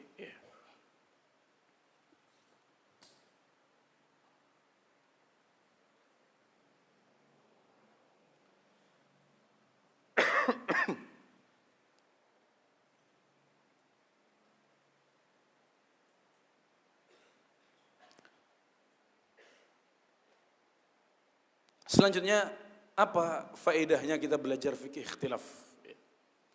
Apa faedahnya kita belajar fikih ikhtilaf? Yang pertama adalah kita bisa mengetahui masalah-masalah mana saja yang disepakati oleh para ulama dan masalah-masalah mana saja yang diperselisihkan oleh para ulama.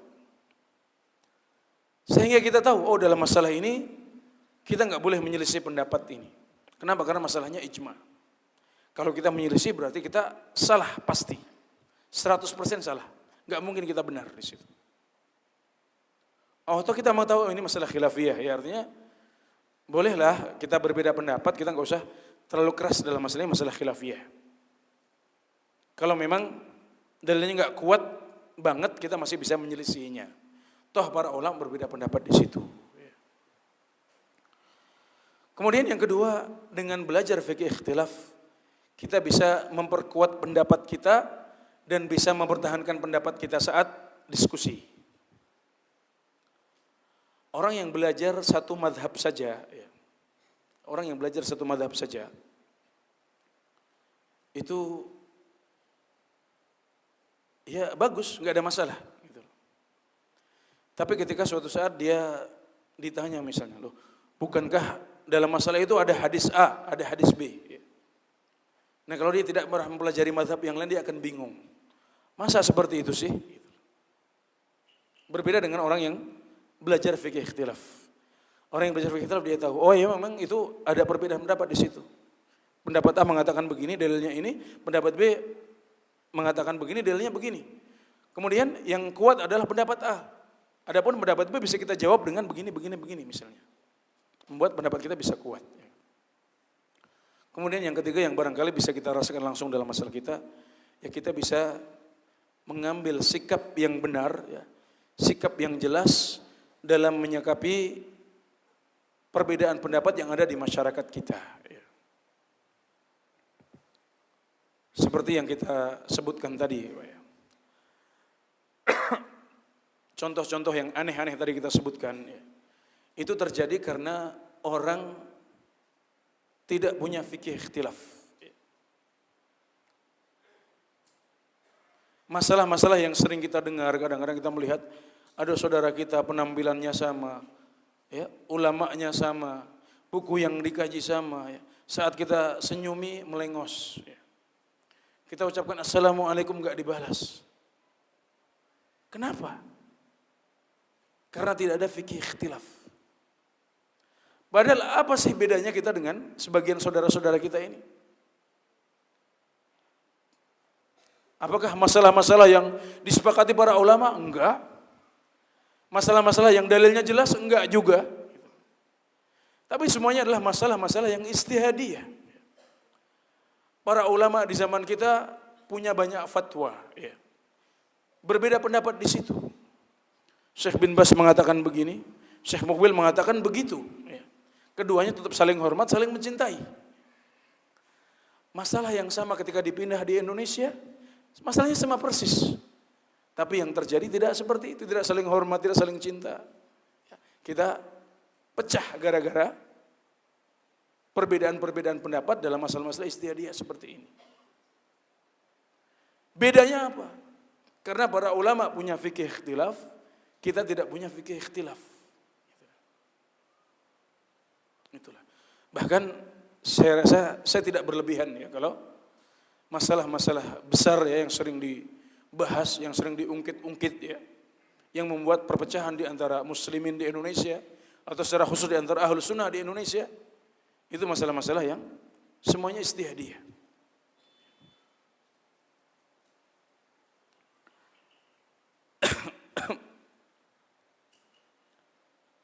Ya, saya akhiri dengan sebuah pembahasan ringan. Karena kita sudah membahas tentang khilaf dan ikhtilaf. Ya. Saya tambahi dengan satu permasalahan yang mungkin kita banyak yang masih bingung. Ya. Dan juga banyak masyarakat awam yang bertanya. Yaitu seputar tamadhub. Tamadhub atau bermadhab. Itu hukumnya apa sih? Tamadhub itu berasal dari kata-kata tamadhaba ya tamadhabu. Ini istilah baru, mungkin kalau di buku-buku lama enggak ada. Tapi di buku-buku kontemporer kadang-kadang ditulis istilahnya at-tamadhub.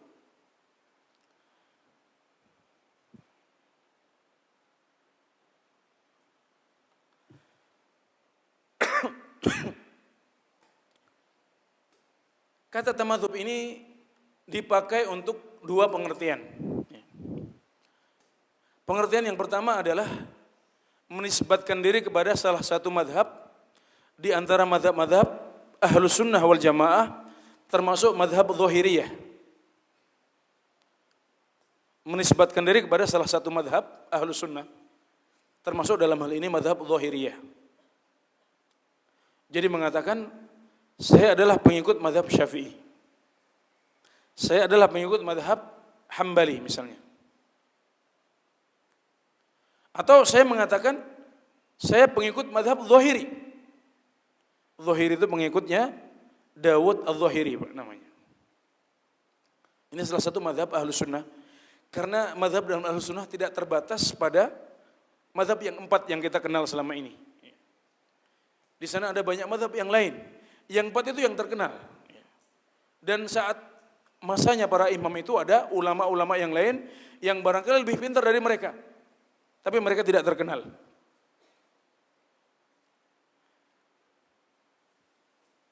Jadi pengertian pertama dari bermadhab adalah menisbatkan diri kepada salah satu madhab Ahlus Sunnah, termasuk madhab Dhahiriyah.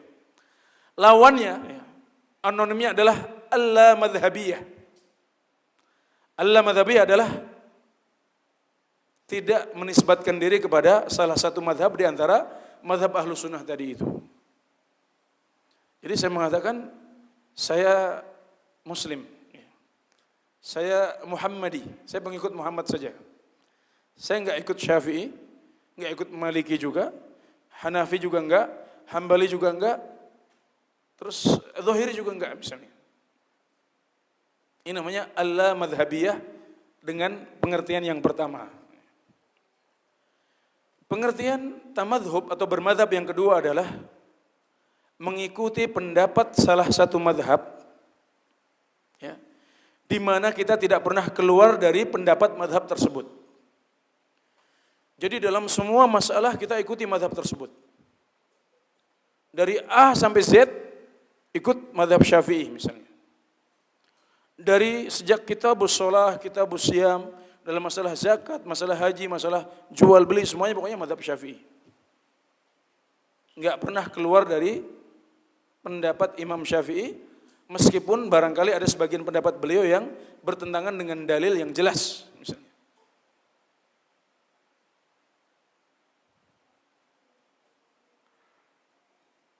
Pengertian yang kedua ini, lawannya, anonimnya adalah tidak fanatik kepada salah satu ulama atau salah satu imam atau salah satu mazhab tertentu. Tapi kita mengikuti pendapat yang rajih, yang kuat, yang didukung oleh dalil. Jadi tidak fanatik. Kalau memang dalam masalah A, Imam Syafi'i yang kuat, ya sudah saya ikut Syafi'i. Tapi saat di masalah B yang kuat adalah pendapat Imam Malik, saya ikut Imam Malik. Ini juga disebut sebagai al-madhabiyah dengan pengertian yang kedua. Ini kadang-kadang diistilahkan di sebagian orang, di sebagian kalangan disebut sebagai talfiq. Ya. Talfiq, jadi tidak ikut madhab tertentu tapi mengambil yang rajih, yang kuat, yang sesuai dengan dalil, lintas madhab. Sekarang kalau sudah tahu hakikat bermadhab itu apa, dipakai istilahnya dipakai oleh para ulama untuk pengertian apa saja. Sekarang kita bertanya, apa hukumnya bermadhab? Apa hukumnya tamadhub? Sebagian ulama mengatakan tamadhub itu hukumnya enggak boleh. Karena para sahabat enggak pernah seperti itu. Abu Bakar, Umar enggak ada yang ikut mazhab Syafi'i, enggak ada yang ikut Hambali dan lain sebagainya. Yang wajib adalah mengikuti dalil. Sebagian lagi mengatakan bermadzhab itu wajib. Kenapa? Karena sejak zaman para imam itu kita tidak mengenal ada seorang pun ulama ahlus sunnah kecuali mereka menisbatkan diri mereka kepada salah satu mazhab-mazhab yang terkenal ini. Dan semuanya salah, tidak tepat. Yang benar adalah kita perinci permasalahan ini. Kita katakan kalau yang dimaksud dengan bermadzhab adalah menisbatkan diri kepada salah satu mazhab-mazhab tadi, maka itu hukumnya boleh dan tidak wajib. Adapun kalau yang dimaksud dengan bermadzhab adalah fanatik, mengikuti sebuah mazhab tanpa pernah keluar dari pendapat mazhab tersebut meskipun menyelisihi hadis atau ayat, maka ini hukumnya haram, enggak boleh. Itu yang disebut sebagai ta'assub madhabi atau fanatik madhab dalam kitab-kitab para ulama. Itu yang dicela. Sekali lagi, kalau yang dimaksud dengan tamadhub adalah sekedar menisbatkan diri kepada salah satu madhab, maka itu hukumnya boleh dan tidak wajib. Jadi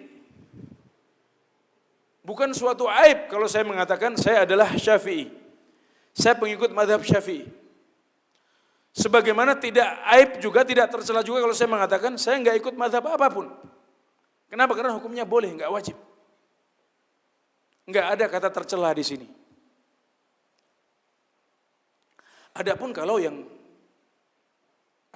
yang dimaksud dengan tamadhub atau bermadhab adalah ta'assub madhabi, mengikuti sebuah madhab, enggak pernah keluar dari madhab itu, meskipun menyelisih ayat dan hadis, maka ini hukumnya adalah haram, jelas. Jadi ini jawabannya kita perinci seperti itu dan enak. Kalau kita mengetahui hakikatnya, kita berikan masing-masing hakikatnya hukum yang sesuai. Ini adil dan proporsional.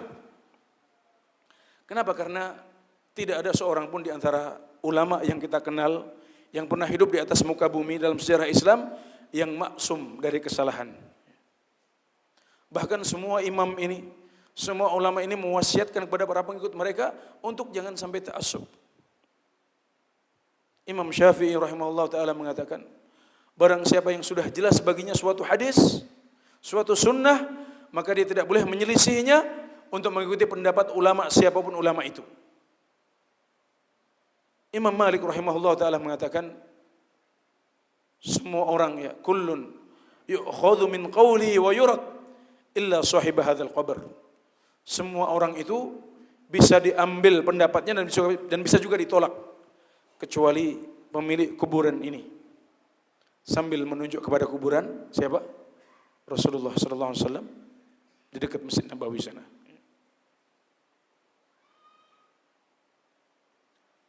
Syekhul Islam Ibnu Taimiyah rahimahullah taala menyebutkan suatu kaidah penting dalam bab ini.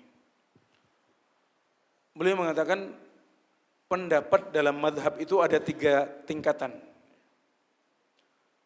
Jadi kalau kita masuk ke sebuah buku tentang madhab ya, buku dalam fikih Syafi'i atau fikih Hambali atau yang lain, ya, kita akan dapatkan di sana pendapat para ulama dengan 3 kategori atau 3 tingkatan. Yang pertama adalah pendapat yang jelas-jelas didukung oleh dalil. Yang kedua adalah pendapat-pendapat yang jelas bertentangan dengan dalil. Yang ketiga adalah pendapat-pendapat yang tidak ada dalil di situ. Masalahnya ijtihadiyah, enggak ada dalilnya.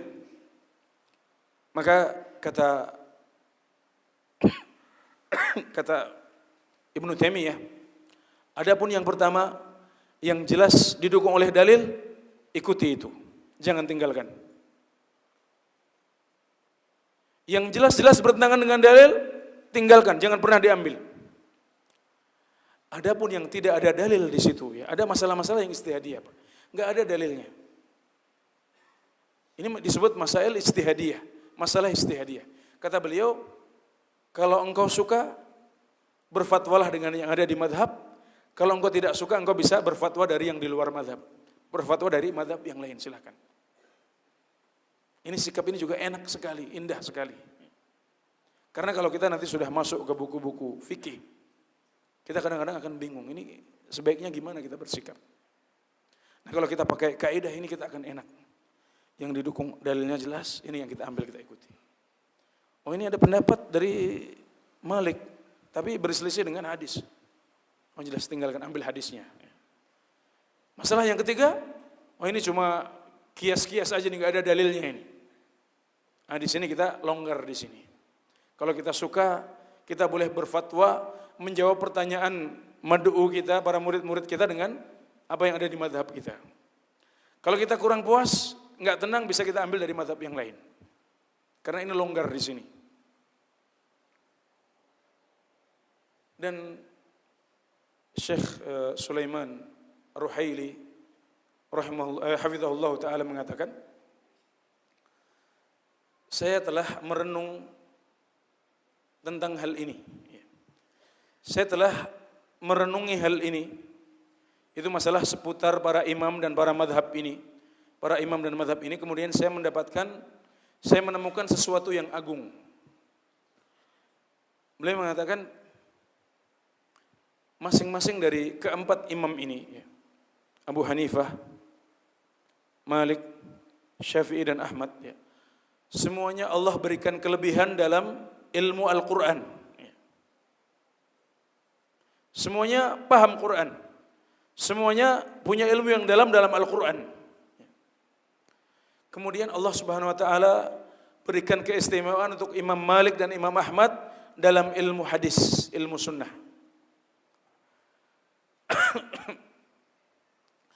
Dan Allah Subhanahu wa taala memberikan Syafi'i kelebihan dalam bahasa Arab dan usul fiqh. Allah Subhanahu wa taala berikan kelebihan dan keistimewaan kepada Abu Hanifah dalam masalah qiyas dan logika. Jadi mereka punya ilmu yang mereka miliki bersama, kemudian masing-masing dari mereka memiliki keistimewaan. Maka barang siapa yang menghormati mereka, barang siapa yang mencintai mereka semuanya, menghormati mereka semuanya, mengakui jasa mereka kepada Islam dan ilmu agama Islam, kemudian mengambil yang rajih, mengambil yang kuat dari pendapat mereka yang didukung oleh dalil kitab dan sunnah, maka Allah kumpulkan untuk orang ini yang mencintai kemudian memilih yang rajih di antara pendapat mereka ini, Allah kumpulkan baginya kelebihan-kelebihan yang terpisah pada para imam itu. Inilah manhaj Ahlus Sunnah ya, dalam menyikapi perbedaan pendapat di antara para ulama ya. Dan di akhir majelis kita berdoa semoga Allah Subhanahu wa taala memberikan kepada kita taufik kepada ilmu yang bermanfaat dan amal yang soleh, kepada hikmah dalam dakwah ya. Semoga kita bisa mengamalkan apa yang sudah kita dengarkan ya. Dan semoga Allah Subhanahu wa taala membimbing kita semuanya kepada apa yang Dia cinta dan ridhai.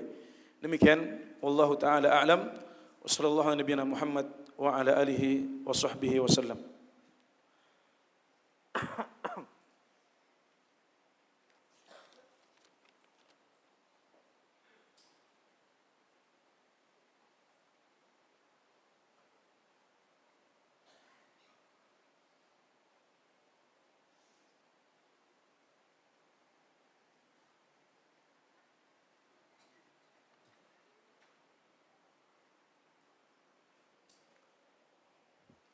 Ya,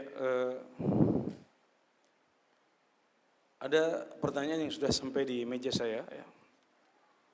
Yang pertama, bagaimana sikap kita terhadap ijtihad para dai Ahlus Sunnah, khususnya kemarin saat terjadi perbedaan dalam menentukan sholat Idul Adha.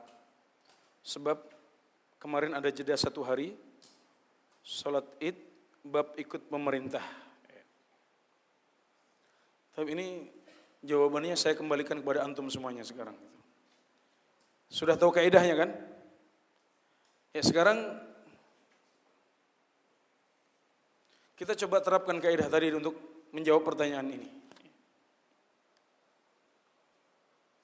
Pertanyaan pertama, para ustadz tersebut apakah mereka fanatik, ingin memenangkan pendapat mereka sendiri, atau mereka ingin mencari kebenaran dalam masalah itu? Jawabannya husnudzon, insyaallah semuanya ingin sampai kepada kebenaran dalam masalah tersebut. Baik. Pertanyaan kedua, adakah ijma ulama dalam masalah ini? Apakah para ulama sudah sepakat dalam masalah ini? Jawabannya, enggak ada ijma di antara para ulama dalam masalah ini. Pertanyaan ketiga,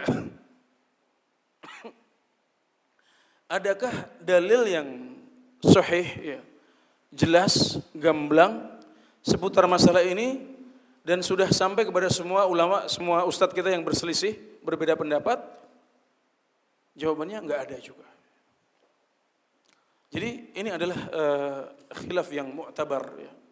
Ini adalah khilaf yang boleh, khilaf yang tidak tercela dan tidak pantas bagi Ahlus Sunnah untuk membangun perpecahan di atas perbedaan pendapat ini. Kita mengetahui bukan cuma ustadz-ustadz kita yang berselisih, tapi para ulama juga berselisih dalam masalah ini. Masing-masing dari kita mungkin cenderung pada satu pendapat, ya, tapi ini tidak lepas dari masalah khilafiyah. Ini masalah ijtihadiyah, ya. Maka kita harus saling menghormati dalam masalah ini.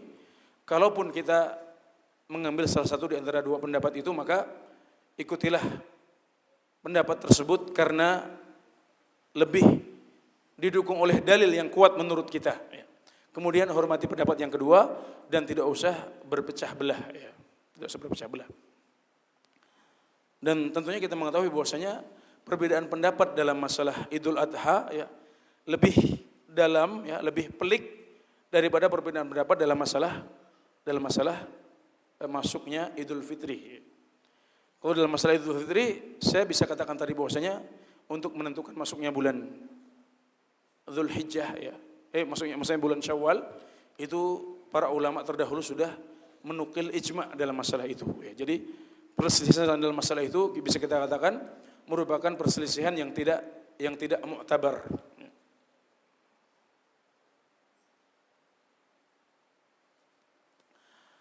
Apakah ikhtilaf bisa terjadi selain pada permasalahan fikih? Iya. Perbedaan pendapat juga terjadi dalam sebagian masalah akidah, tapi tidak banyak. Karenanya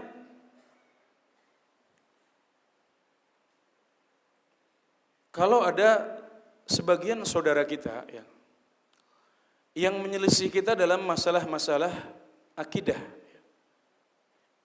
yang istihadiyah, ya, yang ada khilaf di situ, ya. Maka kita tidak mengeluarkan saudara kita dari lingkaran Ahlus Sunnah wal Jamaah.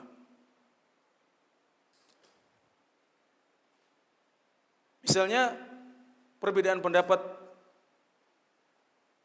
di antara para ulama tentang masalah surah, ya, hadis surah Nabi Adam.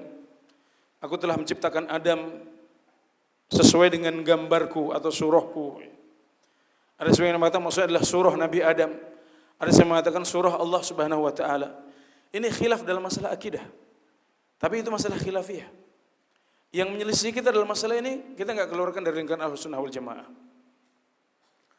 Jadi yang dimaksud dengan usul Ahlus Sunnah itu bukan semua masalah akidah.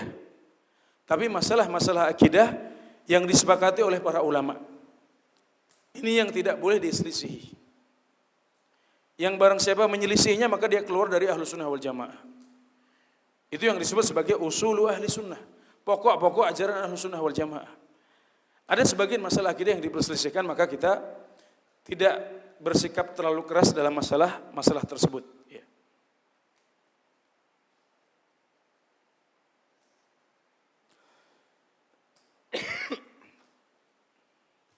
Ya. Bagaimana jika ada ulama atau ustadz yang saling beda pendapat dalam ikhtilaf yang tercela, ya. Ingin benar sendiri, ya, menjelekkan ustadz yang lain dan sebagainya. Ya, kalau perbedaan pendapatnya adalah perbedaan pendapat yang tercela, ya, kita kembali ke kaidah tadi. Kalau tercela berarti apa? Itu dosa, itu maksiat. Ya. Maka di situ kita harus berusaha untuk menghilangkannya. Berusaha menghilangkan maksiat tersebut. Amar ma'ruf nahi mungkar. Kita nasihati orang yang menyelisih kita. Jangan selisih ijma. Jangan selisih dalil yang jelas, semampu kita tentunya. Dan kalau pemerintah bisa turun tangan, ya, dalam menyelesaikan masalah-masalah seperti ini, ya, masalah-masalah yang ijma tapi kok diselisih, itu lebih bagus lagi. Ya. Tapi kalau pemerintah tidak turun tangan, maka kewajiban kita adalah menasihati dengan mulut kita, dengan lisan kita. Ya. Merubah dengan tangan itu kewajiban pemerintah. Ya. Adapun kalau khilafnya adalah khilaf yang boleh, ya, yang mu'tabar, ya jadi khilafnya mu'tabar tapi kok saling mencela. Ini berarti kita harus ingatkan ustadznya. Ustadz, khilaf ini kan khilafnya mu'tabar. Kan para ulama juga berselisih di sini. Kenapa ustadz mencela ustadz sedemikian rupa? Kenapa ustadz mencela ustadz fulan sedemikian keras? Atau mungkin menghukumnya dengan bid'ah, mengeluarkannya dari Ahlus Sunnah. Padahal Anda berdua berselisih dalam masalah yang istihadiyah. Ya ustadz juga kadang-kadang khilaf, ya kita ingatkan. Ustadz, ini adalah bukannya ini masalah istihadiyah ustadz, ya. Dan bukannya masalah istihadiyah itu agak longgar dan tidak boleh menimbulkan perpecahan. Nah tadi barangkali kaidah tadi bisa kita sampaikan kepada ustadz yang kita kenal. Insyaallah akan selesai masalahnya.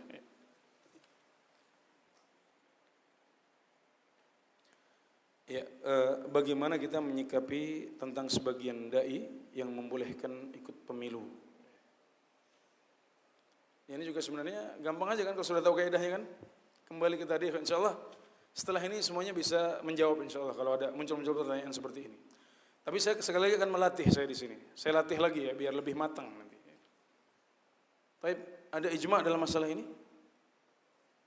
Hah? Enggak ada ijma, ya. Ustaz-ustaz kita ingin mau menang sendiri atau ingin mencari kebenaran dalam masalah ini? Insya Allah semuanya ingin mencari kebenaran. Ada dalil yang jelas gamblang dalam masalah ini? Enggak ada kan gitu. Maka ini masalah khilafiyah juga. Ada sebagian besar ulama senior yang mengatakan boleh, ya, dengan batas-batas tertentu, ya, dengan syarat-syarat tertentu boleh kata mereka. Maka sudah enggak usah terlalu sibuk, ya. Ambil suara, coblos, keluar, terus kembali dakwah lagi. Hanya sekedar irtikabu akhafidz dzararain. Bukan mendukung demokrasi. Tapi kita dihadapkan pada dua pilihan yang sama-sama pahit. Tapi yang satu lebih ringan pahitnya daripada yang lain. Maka di sini berlaku kaidah irtikabu akhafidz dhararain. Ya, sudah kita tanpa menyibukkan diri ya, 5 menit masuk TPS, coblos, keluar beres, kita kembali dakwah, kembali kepada kegiatan kita sehari-hari ya. Bukan mendukung pemilu. Ada sedikit ulama ya, sebagian kecil ulama mengatakan tidak ya. Saya ketika berbicara ulama di dalam jawaban ini maksudnya adalah para ulama yang kita kenal di sana ya, di negeri para ulama sana ya. Adapun peta perbedaan pendapat di antara para asatid kita dan mereka juga ulama ya, itu mungkin tidak seperti yang saya gambarkan tadi. Adapun di tingkat para ulama kibar, maka saya tidak berlebihan kalau mengatakan mayoritas mengatakan boleh. Ya. Ada sebagian kecil mengatakan tidak boleh. Ini masalah ijtihadiyah, masing-masing punya dalil ya. Para ulama juga saling mencintai di antara mereka ya. Namun kalau kita akhirnya memilih satu di antara dua pendapat itu, maka jangan lupa untuk menghormati pendapat yang lain. Ya.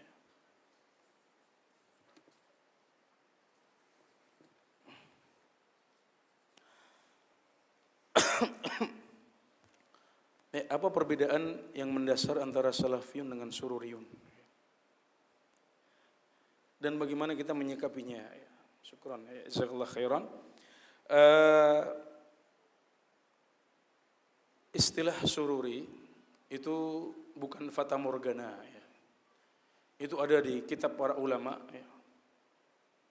Kelompok itu ada dan mereka adalah orang-orang yang di antara ciri mereka ya, mereka tidak meyakini pemerintah yang memimpin mereka sebagai imam mereka. Mereka tidak meyakini kewajiban taat kepada pemimpin-pemimpin ini. Mereka meyakini boleh suatu saat untuk keluar dari kepemimpinan mereka, mengkudeta mereka, meskipun mereka masih muslim. Kemudian mereka juga mencela para ulama, mengatakan para ulama tidak paham dengan fakta. Para ulama itu adalah pahamnya hanya haid dan nifas saja, tidak paham politik, tidak paham fatwa. Itu diantara beberapa sifat mereka.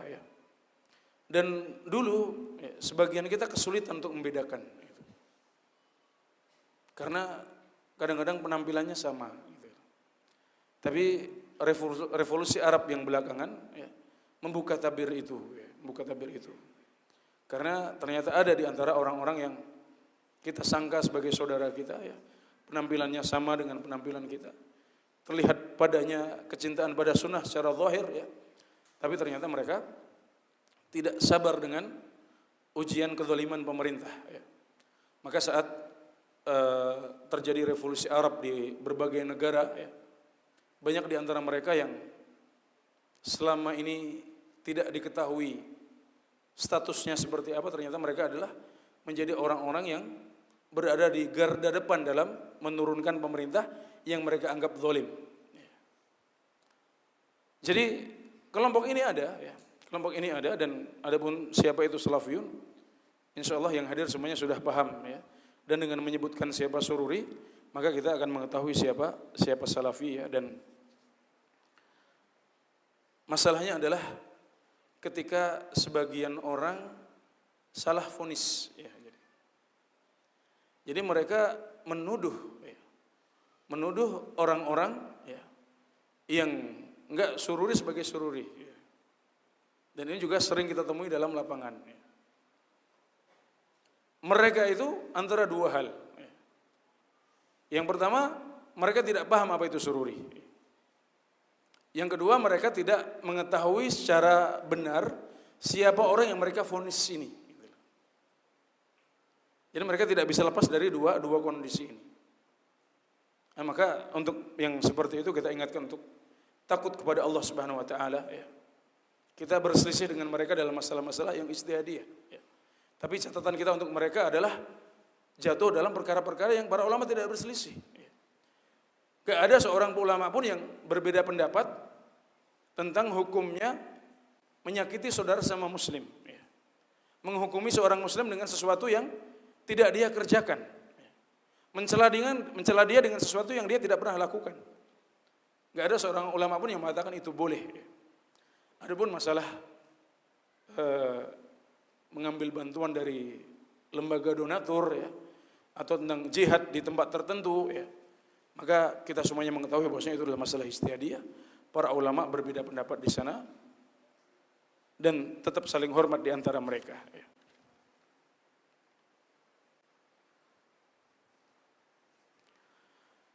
Ya, selanjutnya untuk kami para penuntut ilmu, ya, apakah kitab yang mengumpulkan masalah-masalah ijma, ya. Ya, saya akan sebutkan beberapa contoh kitab yang menyebutkan masalah ijma secara khusus, ya. Di antaranya adalah kitab Al-Ijma karya Ibnul Munzir. Ini salah satu ulama mazhab Syafi'i. Kemudian Maratibul Ijma karya Ibnu Hazm Al-Zahiri, ya. Kemudian ijma juga sering dibahas oleh Ibnu Rushd dalam Bidayatul Mujtahid wa Nihayatul Muqtasid, ya. Sebelum membahas khilaf, biasanya beliau menyebutkan ijma dulu. Jadi biar yang baca buku itu enak, gitu. Biar enggak ngelantur ke sana kemari, beliau fokuskan dulu pembahasan. Misalnya begini, mengatakan para ulama berselisih pendapat bahwasanya mencuci kedua tangan itu wajib. Itu sepakat semuanya, ijma. Tapi mereka berselisih apakah kedua siku ini masuk dalam anggota yang wajib dicuci apa tidak. Nah, ini biasanya seperti itu. Ibnu Rushd memulai pembahasan dengan cara seperti itu. Juga buku-buku yang menulis khilaf ali, ya, khilaf bainal madzahib, khilaf di antara mazhab juga biasanya memulai pembahasan dengan ijma, ya. Jadi misalnya Al-Mughni karya Ibnu Qudamah, ya, Al-Majmu' karya Imam Nawawi juga membahas fikih dengan metode yang serupa, ya. Dan para saudara saya, adik-adik saya, para penuntut ilmu, ya, nasihat saya juga nanti usahakan buku-buku ijma ini kecil saja, Ijma Ibnu Munzir itu cuma satu jilid begini, kecil, tipis, ya. Maratibul Ijma juga enggak banyak, ya. Juga, ya, Ibnu Munzir punya kitab yang lain namanya Al-Isyraf. Nah, itu semuanya bisa dimiliki, ya, sedikit demi sedikit insyaallah, ya.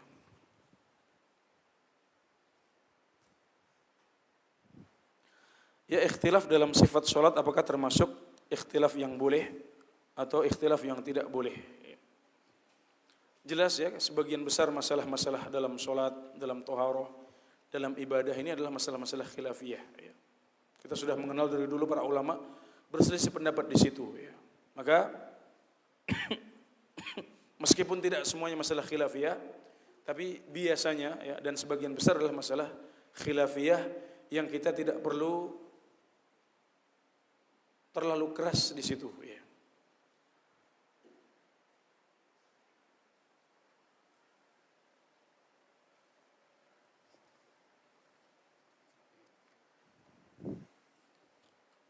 Barangkali ini yang bisa saya sampaikan, dan ini juga pertanyaan-pertanyaan yang bisa saya jawab pada kesempatan kali ini. Masih ada beberapa pertanyaan yang tidak saya jawab karena beberapa hal, diantara karena saya memang tidak bisa menjawabnya, ya. Juga mungkin karena kondisi yang tidak sesuai untuk dibaca di sini, ya. Ya, demikian.